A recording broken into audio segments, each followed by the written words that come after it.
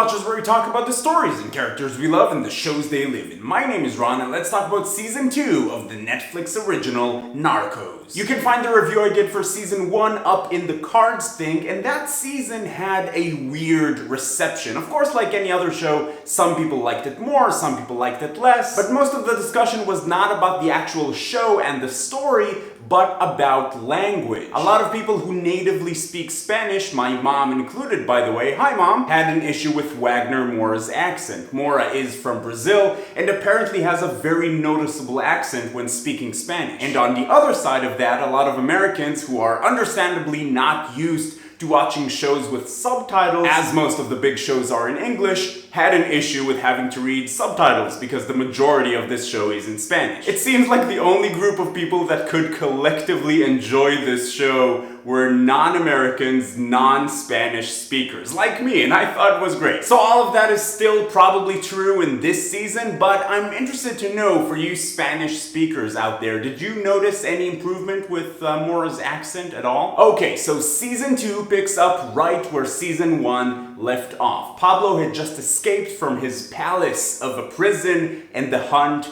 is on. This entire season is about hunting down Pablo. Now, I love a good second season. I love coming back to a story I already know, I already have a good and strong foundation, and the show is free to just dig into the story with very little exposition. Of course, not every second season is a good second season, but this second season I thought was a very good second season. Season 2 is both an action-packed manhunt and a political drama. You have all these different groups or factions on both sides of the law, and they all want the same thing: take down Pablo. But the problem is that some of them can't really work together or can't be seen working together, so they do have to be subtle and stealthy, but it's always like trying to play Jenga with sticks of dynamite next to an open flame, so it's pretty awesome. And when I say action-packed and brutal, I mean it. There's plenty of chases and action and shootouts in this season and a lot of graphic violence. But it never got to a point where it felt excessive to me, and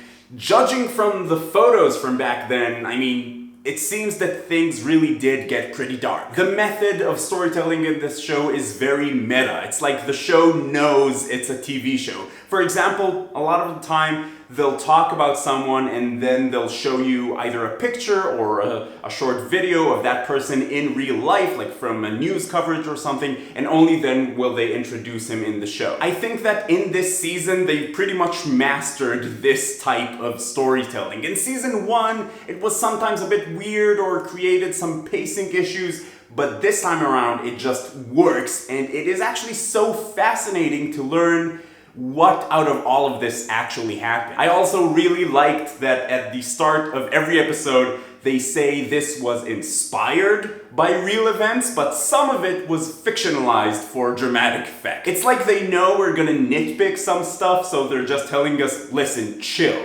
This is a TV show, not a documentary. There's something weirdly satisfying about watching a show that knows that you already know how it's going to end. I mean, even the trailers for this season remind you how Pablo's story ended in real life. So this show is not so much about big reveals as it is about the winding, bumpy, uphill road that was the hunt for Pablo. And it's still nerve-wracking. At the finale, I was quite literally at the edge of my seat. The pacing is also pretty great. There's something big that happens in almost every episode, and I watched this entire season in one day, and it flew by. Something that's just a part of this show and you have to accept while watching it is the narration. There's still a lot of it, especially in the first few episodes, and I can say it's not a very effective way to give us a lot of information, but sometimes it feels like it's a bit too much. I do think the actor did a really good job with the narration though. It does feel like the thoughts of Steve Murphy and not just some guy sitting and reading us a story. As for the characters, I still think that Pablo is the most interesting one, and he's pretty much the main character of this show.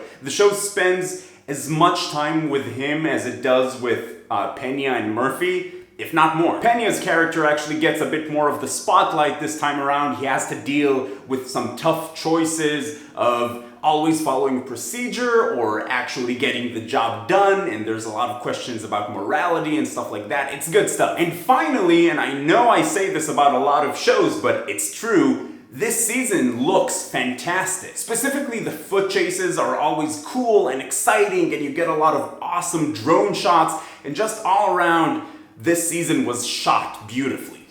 Bottom line, should you watch it? I had a lot of fun with this season. I thought it did a great job with building on and expanding on the story from season 1, and the visual storytelling with the bits and pieces from real life just worked perfectly, and the story is fascinating. Personally, I liked this season a lot more than I did season 1, so I think that if you enjoyed season 1, you're gonna love this one. How about you? Have you started watching season 2 of Narcos? How do you like it so far? Or if you finished it, how did you like the season? And does the language, accent, subtitle thing bother you at all? Let me know in the comments down below, and if you like this video, please give it a thumbs up, it really helps out a lot. And if you're finding binge watchers for the first time, welcome! I'd like to invite you to join the binge watchers community. Come talk about TV with us, it's a lot of fun. Subscribe to the channel. But in any case, stay in school, don't do drugs, and I'll see you next time.